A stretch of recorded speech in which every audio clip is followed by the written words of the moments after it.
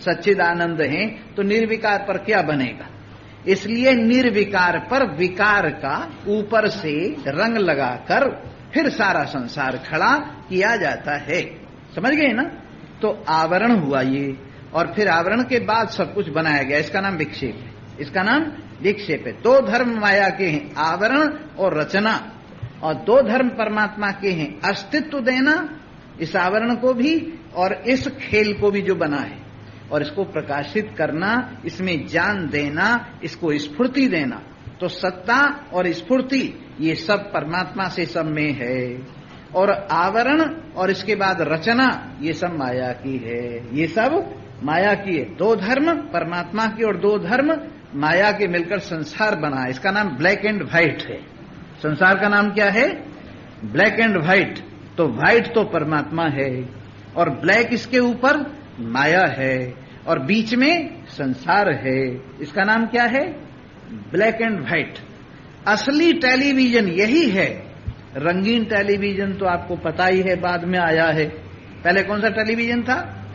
Black and white. वैसे ही दुनिया पहले पहले जब बनी थी तब ब्लैक एंड व्हाइट बनी थी, और इसके बाद जब रंग मिले, आकाश में वायु मिली, वायु में आकाश मिला, वायु में अग्नि मिली, अग्नि में जल मिला, और पंचीकरण हुआ, माने पांचों एक दूसरे में मिले, तब रंगीन टेलीविजन आया। तब ये रंगीन संसार खड़ा हुआ, और इस तरह से ये संसार देख रहे हैं कितना रंगीन है। कोई काला, कोई पीला, कोई गोरा, कोई लाल, कोई नीला। ये सब जो है ना, क्या है, इसमें दो ही चीज काम कर रही है। रंग माया के, प्रकाश परमात्मा का। रंग माया के और प्रकाश परमात्मा का, इस दो से सारा खेल चल रहा है। इस प्रकार ये खड़ा हो गया संसार। फिर इसके बाद और चीज बताऊंगा थोड़ी सी, ध्यान देके सुनना। बोलो सच्चिदानंद। ये तो हुई पांच भूतों की बात। कल मैंने एक बात और बताई थी। देखो, जब तक इनका पंचीकरण नहीं होता, पांचों आपस में मिलते नहीं, इससे सूक्ष्म शरीर बना है, और इनको सूक्ष्म भूत बोलते। जब तक पांचों मिलते नहीं तब तक इनका नाम क्या होता है? सूक्ष्म भूत। और इन सूक्ष्म भूतों से बना है सूक्ष्म शरीर। और कैसे बना है आज स्पष्ट करके बताता हूं, ध्यान दीजिए। आकाश के सतोगुण से, माया में तीन गुण है, सतोगुण, रजोगुण, तमोगुण, और पांचों भूतों में ये तीन गुण और आ गए हैं, सतोगुण, रजोगुण और तमोगुण। तो आकाश के सतोगुण से कान प्रकट हुआ है, इसलिए कान आकाश के धर्म शब्द को सुनता है। और वायु के सतोगुण से त्वचा प्रकट हुई है, इसलिए त्वचा से स्पर्श ग्रहण किया जाता है, जो वायु का धर्म है, वायु का गुण है। इसके बाद अग्नि से, अग्नि के सतोगुण से आंखें प्रकट हुई हैं, और उससे रूप ग्रहण किया जाता है। और रस के सतोगुण से रसना प्रकट हुई है, जल के सतोगुण से, और उससे रस ग्रहण किया जाता है। और पृथ्वी के सतोगुण से नासिका प्रकट हुई है, इससे गंध ग्रहण की जाती है। ये पांचों भूतों के सतोगुण से पांचों ज्ञानेंद्रियां प्रकट हुई हैं, और पांचों भूतों के मिलकर जो सतोगुण है अपंचीकृत भूतों का, उससे अंतःकरण प्रकट हुआ है। और उसके चार नाम हैं, मन, बुद्धि, चित्त, अहंकार। चार वृत्ति करके चार नाम हैं। संकल्प विकल्पात्मकम मनः, संकल्प विकल्प वाला मन है, निश्चय वाली बुद्धि है, चित्त वाला चिंतन है, मैं हूं वाला अहंकार है। ये सतोगुण की रचना है। इसके बाद पांचों भूत जब तक मिले नहीं हैं अपंचीकृत भूतों के रजोगुण से, आकाश से वाणी प्रकट हुई है, इसलिए वाणी बोलती है, कान सुनता है। इन दोनों का आकाश से संबंध है। तदोपरांत वायु के रजोगुण से हाथ प्रकट हुए हैं, जिसका नाम पाणी है। जिसका नाम क्या है? पाणी। अब आप ये देखिए, कहीं भी खारिश वगैरह हो, स्पर्श का धर्म हो, तो हाथ वहां जाता है, फौरन पहुंच जाता है। गरम नरम कैसा ही त्वचा में लगे, हाथ वहां पहुंचता है। इसलिए हाथ का और स्पर्श का वायु से संबंध है। इसके बाद अग्नि के रजोगुण से पैर प्रकट हुए हैं, इसलिए आंखें देखती हैं और पैर चलते हैं। इन दोनों का अग्नि से संबंध। और जल के रजोगुण से उपस्थेंद्रिय प्रकट हुई है, रसना से रस लेते हैं, और उपस्थ इंद्रिय से रस त्यागते हैं। इन दोनों का जल से संबंध है। और पृथ्वी के रजोगुण से गुदा प्रकट हुई है, इसलिए गंध नाक से ग्रहण की जाती है और गुदा से त्यागी जाती है। इन दोनों का पृथ्वी से संबंध है। और पांचों भूतों के सम्मिलित रजोगुण से अपंचीकृत भूतों के 5 प्राण प्रकट हुए हैं। प्राण, अपान, समान, उदान और व्यान। कहीं कहीं 5 उप प्राण भी हैं, नाग, कूर्म, कृकल, देवदत्त, धनंजय। कल इनके धर्म भी हमने बताए थे। इस प्रकार ये सूक्ष्म शरीर हो गया। 5 प्राण, 5 ज्ञानेन्द्रिय, 5 कर्मेंद्रिय और अंतःकरण चतुष्टय। ये मिलकर कितने हुए? 19। अगर मन बुद्धि में चित्त अहंकार को मिला दो तो 17। और कहीं कहीं 8 पुरी इनके नाम दिए हैं, अष्टपुरी। जैसे 5 सूक्ष्म भूतों की 1 पुरी, 5 ज्ञानेन्द्रियों की 2री पुरी, 5 कर्मेंद्रियों की 3री पुरी, 5 प्राणों की 4थी पुरी, अंतःकरण चतुष्टय की 5वीं पुरी और अविद्या 6ठी, काम 7वीं और कर्म 8वीं पुरी। ये कितनी पुरी हो गई? अष्टपुरी। इनका नाम क्या है? अष्टपुरी नहीं, कई पूरी समझ रहे, वो पूरी नहीं, पुरी। पुरी का मतलब नगरी। 8 नगरियां सूक्ष्म शरीर में हैं, समझे ना? फिर से सुन लीजिए। 5 सूक्ष्म भूत जो मात्रा रूप से होते हैं, उनका नाम क्या हुआ? 1 पुरी। 5 ज्ञानेन्द्रिय 2री पुरी, 5 कर्मेंद्रिय 3री पुरी, 5 प्राण 4थी पुरी, अंतःकरण चतुष्टय 5वीं पुरी। ये तो सबकी समझ में आ गई है। अब 3 पुरी और है समझाने को, अविद्या, काम, कर्म। तो अविद्या तो आप जानते हैं, उल्टी समझ का नाम, विपर्य बुद्धि का नाम अविद्या है। सत में असत और असत में सद बुद्धि अविद्या कहलाती। जड़ में चेतन और चेतन में जड़ बुद्धि अविद्या कहलाती। आनंद में दुख और दुख में आनंद बुद्धि अविद्या कहलाती है। और मल में समल की कल्पना, समल में मल की कल्पना यानी निर्मल की कल्पना, इसका नाम अविद्या है। ना समझी, इग्नोरेंस, ये अविद्या है। और इससे बनती है फिर काम माने इच्छा, काम माने इच्छा, और उससे बनता है कर्म। अविद्या, काम, कर्म ही मूल है और उसके साथ 5 पुरी और हैं, और ये मिलकर के अष्टपुरी माने सूक्ष्म शरीर है। और स्थूल शरीर जो सबके पास ये दिखाई दे रहा है बैठा हुआ, इसमें 5 भूत मिलकर के इसको बनाते। और आपस में कैसे मिलते हैं? जब आकाश स्थूल होता है, आकाश का आधा हिस्सा माने 1/2 और 8वां हिस्सा बाकी चारों भूतों के, तो स्थूल आकाश हुआ। आकाश माने 1/2 आकाश प्लस 1/8 पृथ्वी, वायु से शुरू कीजिए, प्लस 1/8 अग्नि, प्लस 1/8 जल, प्लस 1/8 पृथ्वी। ये स्थूल आकाश हो गया। उसी तरह से 8वां हिस्सा बाकी, आधा आधा अपना, ये मिलकर के पंचीकरण हो गया और इससे स्थूल भूत हो गए। और स्थूल भूत होने से स्थूल शरीर बन गया। और बाकी सारे पदार्थ, नदी, नाले वगैरह वगैरह, ये सब स्थूल भूतों से बने हैं। तो ये सब जिसको हम सृष्टि दृष्टिवाद कल कह रहे थे, ये रचना कौन सी है? सृष्टि दृष्टिवाद की रचना है। इस प्रकार अगर विचार कर देखा जाए, एक बात और कल हमने कही थी, कल्पना मात्रोयम, ये सारा संसार कल्पना मात्र है। माने वही भगवान जी ने जो कल्पना की, एको हम बहु प्रजायेय, ये कल्पना है ना, एको हम बहु प्रजायेय।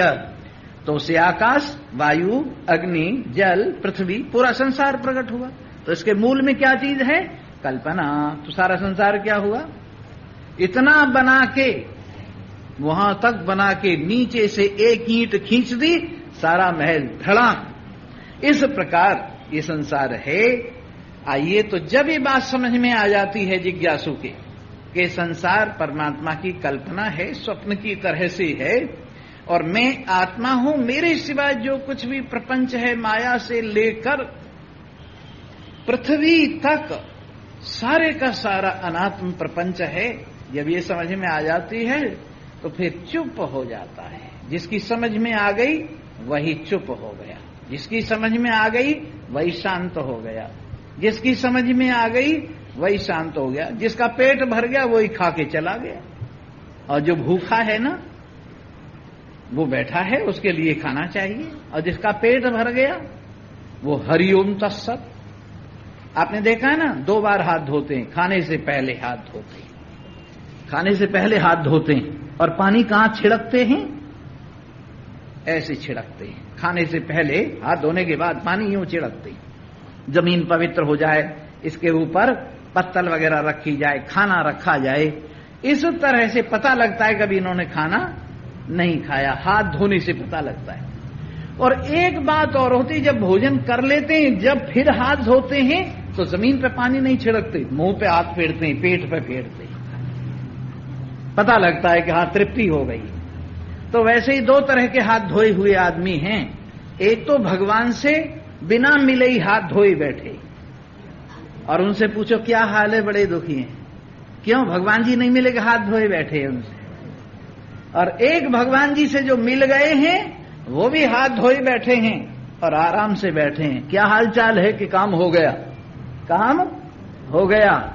लाइन में लगे हुओं के पसीने आ रहे हैं, अभी काम नहीं हुआ, लाइन में लगे हुए हैं, ऑफिस में जाना है, मोहर लगनी है।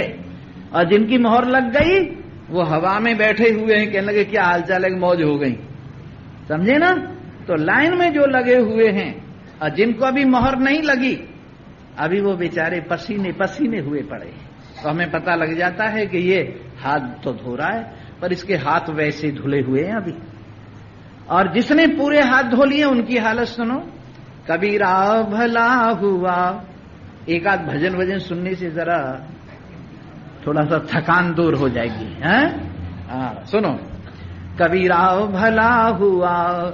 भला हुआ हरि बिसरे, मेरे सर से टली बलाए। कबीरा भला हुआ।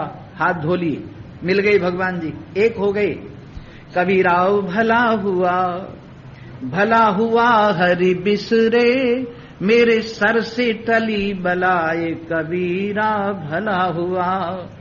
जब मैं थी तब हरि नहीं, अब हरि में नाय। प्रेम गलियत सा करी, जामे दो न समाए। कबीरा भला हुआ हरि बिसरे, मेरे सर से टली बलाए। कबीरा भला हुआ। हरि मरे तो हम मरे, नहीं हमरी मरे बलाए। हरि मरे तो हम मरे, नहीं हमरी मरे बलाए। साचे गुरु का बाल का, कोई मरा न मारा जाए। कबीरा भला हुआ हरि बिसरे, मेरे सर से टली बलाए। कबीरा भला हुआ। लाली मेरे लाल की, जित देखूं तो लाल। लाली देखन में गई, मैं भी हो गई लाल। कबीरा भला हुआ हरि बिसरे, मेरे सर से टली बलाए। कबीरा भला हुआ।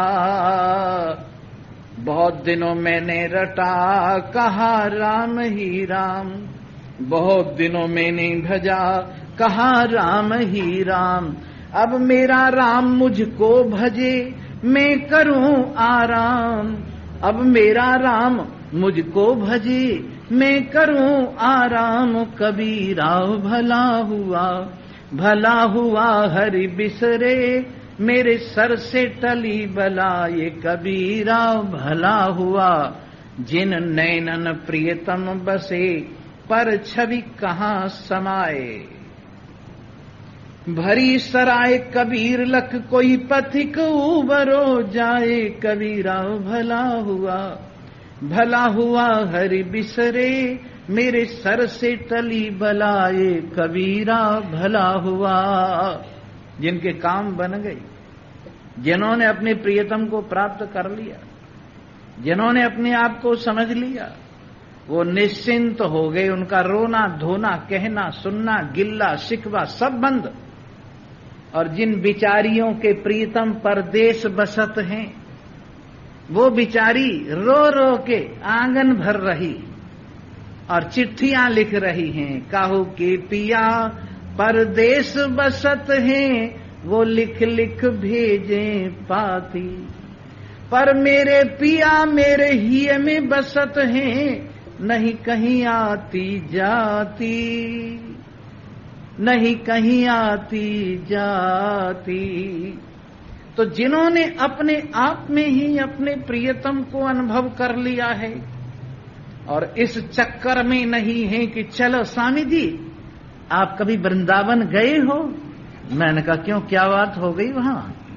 अजी वहां पे बांके बिहारी जी के दर्शन होते हैं। मैंने कहा बड़ी अच्छी बात है, बांके बिहारी जी के दर्शन होते हैं, पर यहां तो भाई कण कण वृंदावन है, जो कुछ है वृंदावन है, सारा संसार वृंदावन है, सारे प्राणी वृंदावन हैं और सब में बांके बिहारी के दर्शन हो रहे हैं, दूसरा और कोई भी है ही नहीं।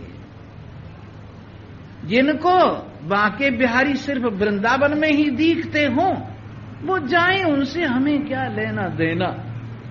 पर हमारा बांका बिहारी तो हमारे समेत सारी दुनिया में रहता है और उस बांके बिहारी के साथ हमारी ऐसी सुलह हो गई है कि वो कभी हमसे ओझल नहीं और हम उससे कभी ओझल नहीं। वो हम हैं और हम वो हैं। इस प्रकार जिसने इस रहस्य को जान लिया है वो आराम कर रहा है और अयम स्वहमयम नाहम, ये मैं नहीं हूं ये मैं हूं। इति क्षीणा विकल्पना, जिनकी ये कल्पना क्षय हो गई। स्वामी जी आप तो वेदांत ही घोटते रहते हो। मैंने कहा और तुम बताओ, खिचड़ी घोटू के और क्या खीर घोटू के हलवा घोटू बताओ? वो तो सारा घोट लिया है, समझे ना। संसार घोट के देख लिया है मैंने, खिचड़ी घोट के देख ली, खीर घोट के देख ली, हलवा घोट के देख लिया, सारा संसार घोट के देख लिया है, उसमें से कुछ सार नहीं निकला। अब अपनी मैं को घोट के देखा है तो अपनी मैं में से परमात्मा निकल आए हैं, तो इस मैं को ही घोट रहे हैं। तो वेदांत के सिवा और क्या घोटें बताओ? है?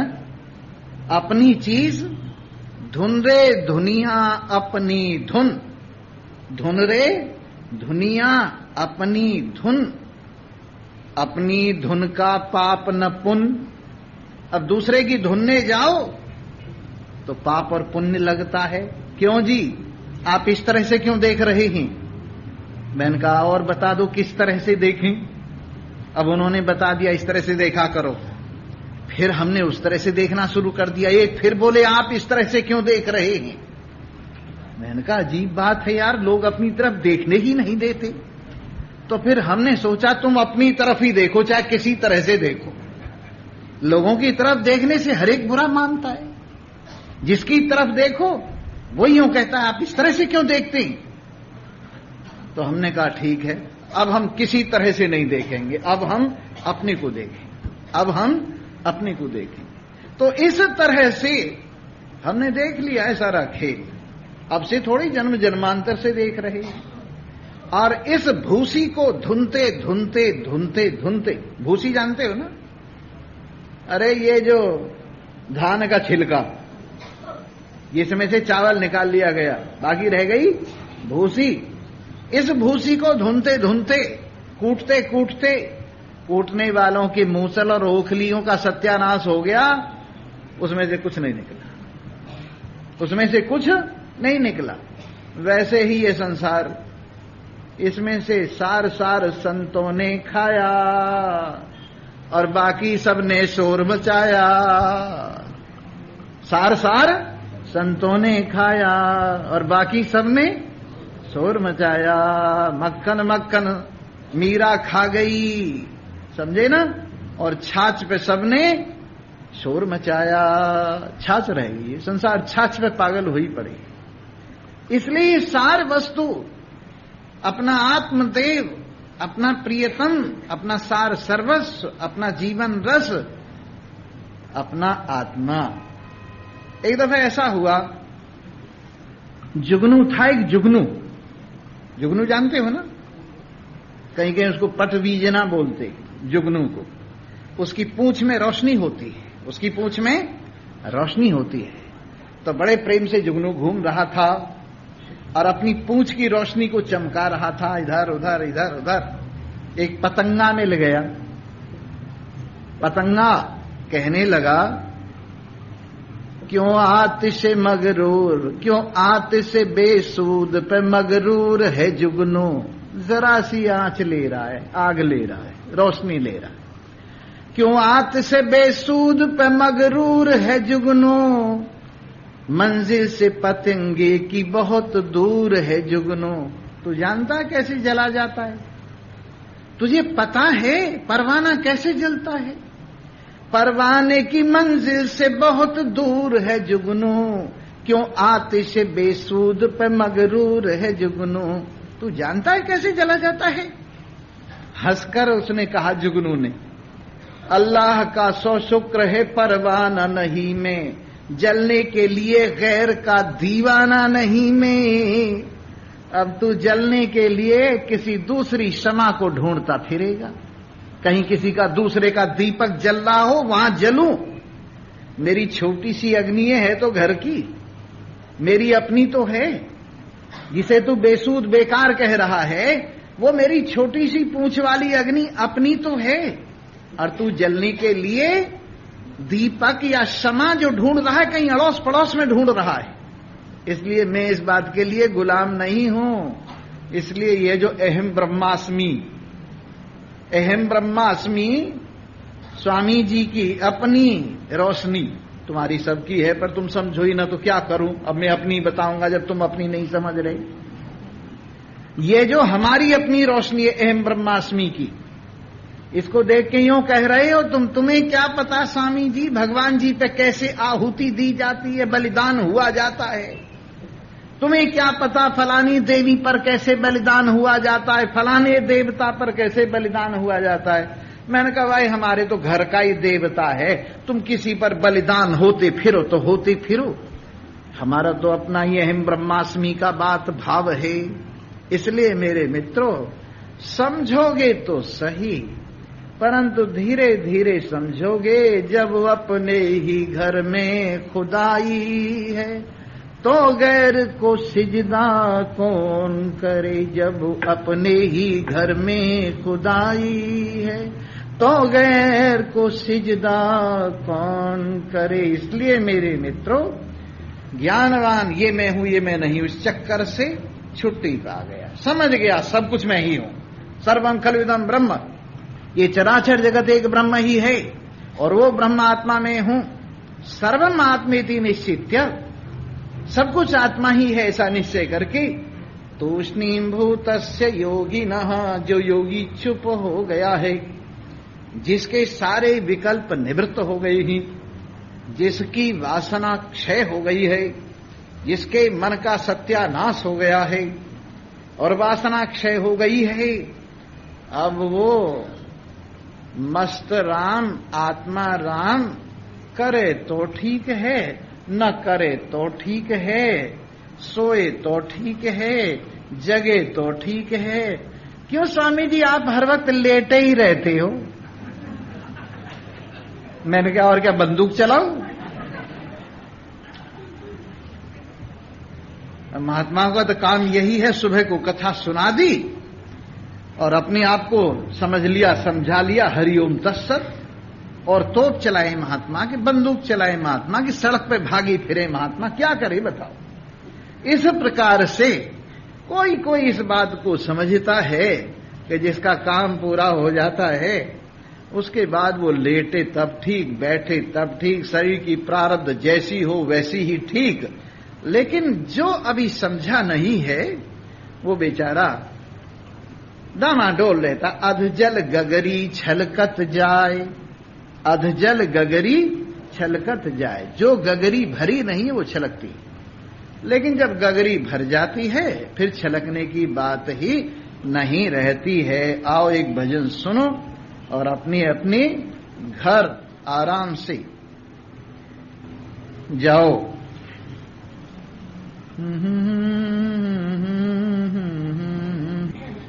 सजना सोवे है अटारी में जगा ले सजनी। आपके ही अट्टालिका में आपके ही महल में सोने का बहाना करके पड़ा है। जैसे हनीमून वाली रात होती है ना, तुम कहोगे तुम्हें क्या पता, लोग बताते हैं, अनुमान है, अनुमान प्रमाण से ये भजन लिखा गया है। सजना सोवे है अटारी में, सजना अट्टालिका में ऊंचे वाले सबसे ऊपर वाले कमरे में सो रहा है, सोने का बहाना किए पड़ा है। और आप जाइए, उनसे मिलिए, साथ में कुछ खाने पीने का सामान ले जाइए, भेंट पूजा ले जाइए। तो सजना सोवे है अटारी में, जगा ले सजनी।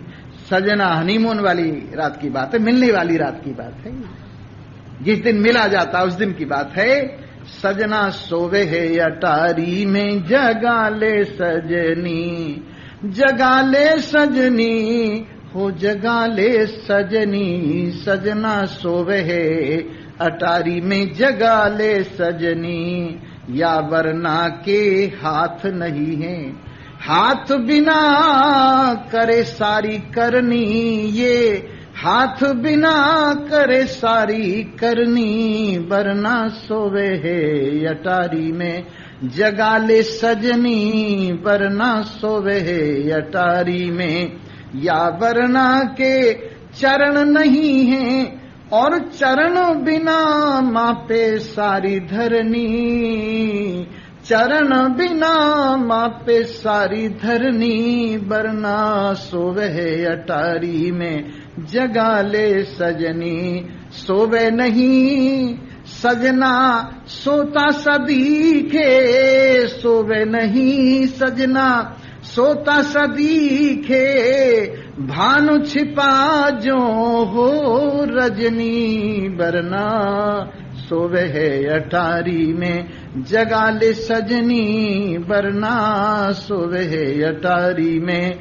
चादर ओढ़ तिरंगी साजन, चादर ओढ़े तिरंगी साजन। महल 5 में पे महले बरनी। चढ़त चढ़त थक गए मोरे पगवा, कैसे पहुंचो सुनो 5 जनी। सुध बिसराई अपनी भाई, तो पहुंच गई ये बात बनी। सजना सोवे है अटारी में, जगा ले सजनी। शरण सजना सोवे है अटारी में। सजना मेरे अब बस तेरे, तेरे ही से ये बात बनी। सब जग छोड़ा नाता जोड़ा, मेरे मन बसे बस एक धनी। सजना सोवे है अटारी में, जगा ले सजनी। वरना सोवे है अटारी में, जगा ले बरनी। वरना सोवे है अटारी में। सर्वे भवन्तु सुखल्प स्वभावस्य, न विशेषो अस्ति योगिनः। उपस्थित कल्याणकामी श्रोता वृंद, मोहब्बत के लिए कुछ खास दिल मखसूस होते हैं। ये वो नगमा है जो हर साज पे गाया नहीं जाता। और सबसे बड़ी मोहब्बत अपनी मोहब्बत है। संसार में दूसरों को प्यार करने वालों की कमी नहीं, लेकिन अपने आप को प्यार करने वाले बहुत कम। न अपने को समझते हैं, न अपने को प्यार करते हैं। अपने को समझते हैं अपूर्ण, तो उस अपूर्णता की पूर्ति के लिए अपने से अलग किसी को प्यार करते हैं। अपने को समझते हैं अधूरा, उस अधूरेपन की पूर्ति के लिए किसी वस्तु से या प्राणी पदार्थ से प्लस होता देखते हैं, उसको प्यार करते हैं। लेकिन जो अपने आप को समझता है कि मैं परिपूर्ण हूं, भरा हुआ हूं, पूरा भरा हुआ हूं, सच्चिदानंद घन हूं, इसका अर्थ यह है कि सत जिसमें असत की सुई का भी प्रवेश नहीं है, चिद जिसमें जड़ता की अज्ञान की सुई का भी प्रवेश नहीं, आनंद जिसमें दुख का जरा सा एक तिनका भी नहीं समा सकता, ऐसा सत हूं जिसमें मृत्यु का प्रवेश नहीं, ऐसा ज्ञान हूं जिसमें अज्ञान का प्रवेश नहीं, ऐसा आनंद हूं जिसमें दुख का प्रवेश नहीं। जब ऐसी बात है तो इसका तात्पर्य यह हुआ परिपूर्ण होने के नाते जब मैं अपूर्ण हो ही नहीं तो पूर्ण होने के लिए मैं इधर उधर धक्के खाता क्यों फिरूं। इसलिए अपने आप को ज्ञानवान ही प्यार करता है और उसका नाम है आत्माराम। आत्माराम का अर्थ है जो अपने आप में, आत्मा में रमण करने वाला है, उसका नाम है आत्माराम। और जो दुनिया में रमण करने वाला है, अब आप उसका नाम सोच लीजिए, क्या उसका नामकरण किया जाए। दुनिया में रमण करने वाले भटकते भटकते भटकते भटकते 84 लाख योनियों में कहां से कहां गिर जाते हैं, इसके ऊपर एक दृष्टांत बहुत सुंदर योग वशिष्ठ में आता है। एक बार शुक्राचार्य जी और उनके पिता भृगु जी दोनों विराजमान थे, दोनों समाधि लगाए हुए थे, दोनों ने अपना मन संसार की ओर से हटाकर सत्य में संस्थापित किया हुआ था। तो ऐसा हुआ शुक्राचार्य जी का मन जरा डावाडोल हो गया। उन्होंने देखा ऊपर से विमान में सुंदर सुंदर अप्सराएं, सुंदर सुंदर देवता लोग सुंदर सुंदर वस्त्राभूषणों से, दिव्य वस्त्राभूषणों से सुसज्जित होकर किसी उत्सव में जा रहे थे जो देवताओं का उत्सव था। शुक्राचार्य जी के मन में आया, तूने सारी जिंदगी तप करते करते खाक बना दी, राख बना दी, भस्म बना दी, तूने ये मजा नहीं देखा कैसे विमान में बैठा जाता है, कैसे देवियों के साथ रमण किया जाता है, कैसे नंदनवन, कैसे कल्प वृक्ष कामधेनु क्या होते हैं। और ये ख्याल करते करते करते करते वो अपने स्वरूप से डिग गया और स्वर्ग में पहुंच गया। शरीर यहीं रखा रहा, एक मन बाहर निकला और वो स्वर्ग में पहुंच गया। या यूं समझिए कि वहीं स्वर्ग की रचना कर ली और स्वर्ग में देवियों के साथ, देवताओं के साथ नंदन वन में विहार करते हुए, शीतल मंद सुगंध बयार लेते हुए बड़े मस्त हो गए। ऐसे मस्त हो गए, ऐसे मस्त हो गए कि वहां उन्हें पता ही नहीं कि मैं शरीर को वहां छोड़ आया हूं। देवियों के साथ उनका दोस्ताना हो गया, मित्रता हो गई और बहुत दिनों तक स्वर्ग का आनंद लेते रहे। जब पुण्य समाप्त हुए, क्षीणे पुण्यामृत लोका विशंति, उनको फिर धरा पर आना पड़ा और कभी राजा हुए, कभी ब्राह्मण हुए, कभी वैश्य हुए, कभी शूद्र हुए, कभी पशु हुए, कभी पक्षी हुए, कभी कीट पतंग हुए, कभी घास फूस हुए। ऐसे जैसे जैसे वृत्ति, बोलो सच्चिदानंद। देखो, अलर्ट होके सुनो, शरीर को अलर्ट रखोगे तो मन भी अलर्ट रहेगा, और जो बोरी ठीक नहीं रहेगी तो अनाज कैसे पड़ेगा उसमें। जैसे बोरी टेढ़ी मेढ़ी हो जाए, शरीर को ढीला छोड़ के बैठ जाओ, गए। इसलिए न तो इतना कठोर होके बैठो कि रीढ़ की हड्डी में ही ध्यान लगा रहे, और न इतने कोमल होके बैठो कि नींद ही आ जाए।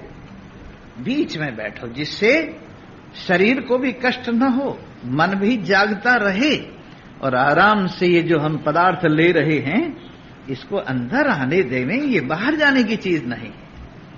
ये अंदर आनी चाहिए और उसके लिए बोरी का मुंह खुला रहना चाहिए। तो जी हां, उन्होंने 800 जन्म ग्रहण किए। कितने? 800 और इसके बाद फिर उनको मनुष्य शरीर मिला और वहां उनको ख्याल आया, ओहो मैं कहां से कहां आ गया। जरा सी भूल से, जरा सा चूकने से, जरा सा निशाना कहीं का कहीं गया और कहां से कहां पहुंच गया। तो फिर सब कुछ छोड़कर एक नदी के किनारे पर बैठकर ध्यान करने बैठ गए। इधर महर्षि भृगु की आंखें खुली तो अपने बेटे शुक्राचार्य जी को देखा, बिल्कुल जड़ हुए बैठे हैं, प्राण है ही नहीं। हिलाया जुलाया, अब बेटे में बेटा है ही नहीं। कहने लगे ये क्या हो गया, काल ने समय से पहले मेरे बेटे को ले लिया, अभी तो इसकी उम्र है। उन्होंने काल को शाप देना चाहा कि हे काल देवता, मैं तुमको शाप देता हूं। काल प्रकट हो गए, कहने लगे मुझे क्या शाप दोगे, मैंने कितने ही भृगु रगड़ दिए, कितने ही ब्रह्मा विष्णु महेश की चटनी बना दी, कितने ही लोकांतरों को खा गया, कितना ही मेरा काम ही ये है, मुझे शाप कहां से लग जाएगा। जब लोगों को खाना पीना यही मेरा काम है, लोगों को जन्म देना, निपटाना यही मेरा काम है, तो मुझे भला कैसे तुम शाप दे सकते हो। मैं तो अपनी ड्यूटी कर रहा हूं, मैं तो अपने कर्तव्य का पालन कर रहा हूं, जिसका टाइम पूरा हो जाता उठा ले जाता हूं, मेरा इसमें क्या दोष है। रही तुम्हारे लड़के की बात, जब अपनी इच्छा से धक्के खाता फिरता है तो मैं क्या करूं। चलो तुम्हें दिखाता हूं। उठाया और वहां ले जाके रख दिया जहां उनके बेटे 800 जन्म भोग के, यहां तो मिनट सेकंड ही हुई थी और उधर 800 जन्म हो गए। कहीं का देश छोटा और उसी में बड़ा देश भासता है, और कहीं का देश बड़ा और उसमें छोटा देश भासता है। तो बस ये हुआ, जाके देखा, अरे बेटा तुम, अरे बेटा तुम, बेटे को याद ही नहीं।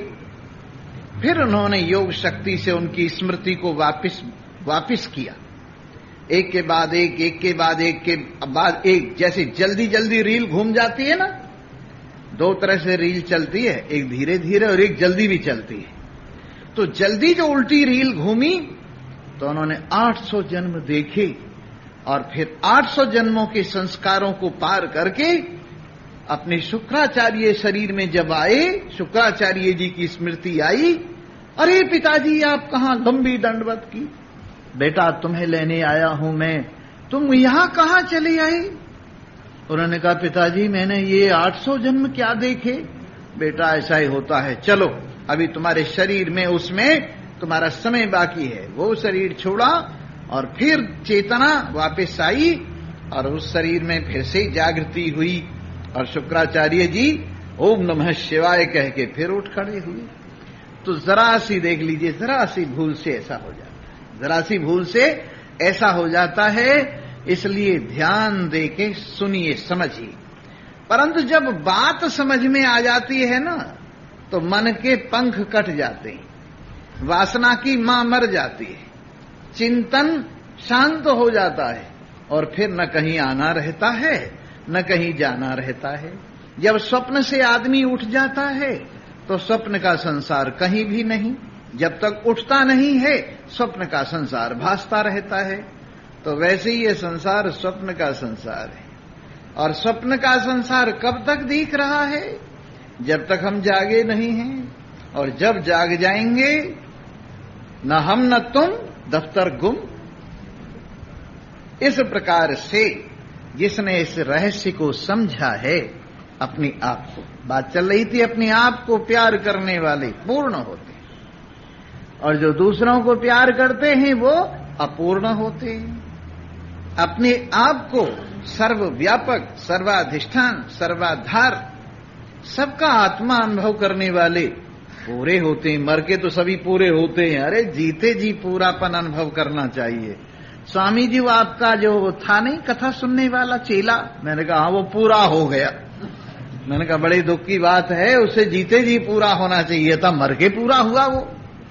तो इस प्रकार जो जीते जी पूरे हो जाते हैं और जो पूरे हो जाते हैं, आनंद में रहते हैं। अगर यार की मर्जी हुई सर जोड़ के बैठे, घर बार छुड़ाया तो वही छोड़ के बैठे, चाहा उन्होंने जिधर को मुंह मोड़ के बैठे, गुदड़ी जो उड़ाई तो वही ओढ़ के बैठे, जो शाल उड़ा दी तो उसी साल में खुश हैं, पूरे हैं मर्द वो ही जो हर हाल में खुश हैं।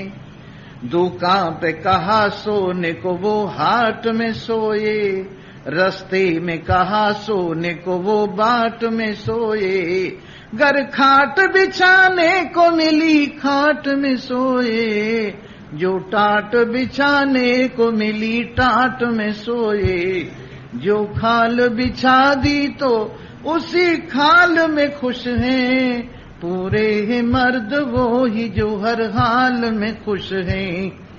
उनके तो जहां में अजब आलम है नजीरा, क्या जाने फरिश्ते हैं या आदम है नजीरा, ऐसे तो जहां में बली अब कम है नजीरा,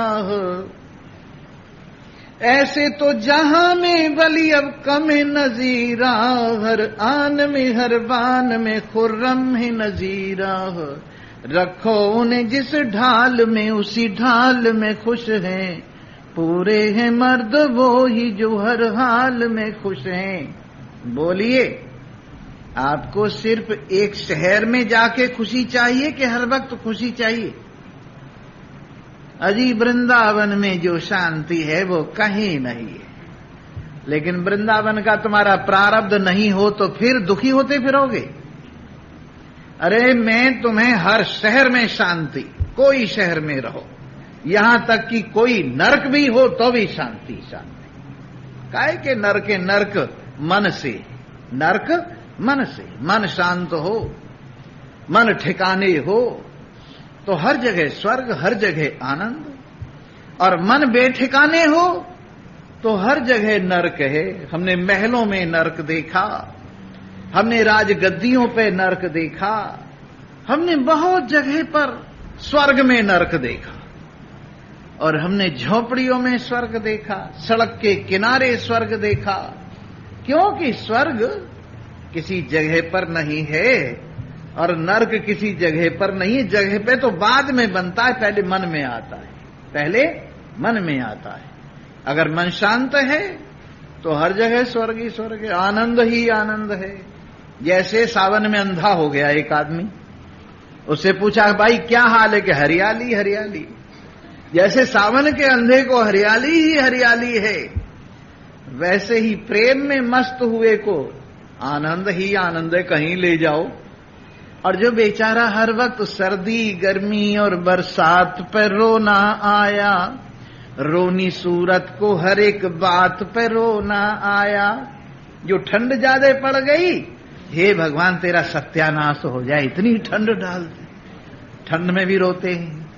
और जो गर्मी पड़ गई, आज तो स्वामी जी कमाल की गर्मी, जल भुन गए, पता नहीं